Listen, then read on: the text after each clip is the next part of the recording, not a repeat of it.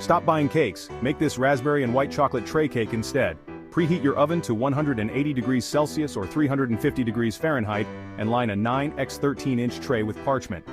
In a large bowl, cream together 200 grams of softened butter and 200 grams of castor sugar until light and fluffy. Add 4 eggs, one at a time, mixing well after each.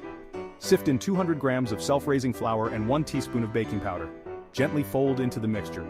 Stir in 100 grams of ground almonds and 2 tablespoons of milk. Now fold in 150 grams of chopped white chocolate and 200 grams of fresh raspberries. Pour the batter into your prepared tray and spread it evenly.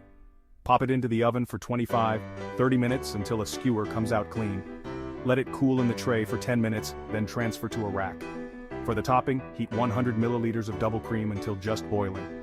Remove from heat, add 150 grams of white chocolate and stir till smooth. Cool slightly, then spread over the cooled cake. Decorate with fresh raspberries and a dusting of icing sugar. Slice into squares and enjoy. This raspberry and white chocolate tray cake is pure bliss.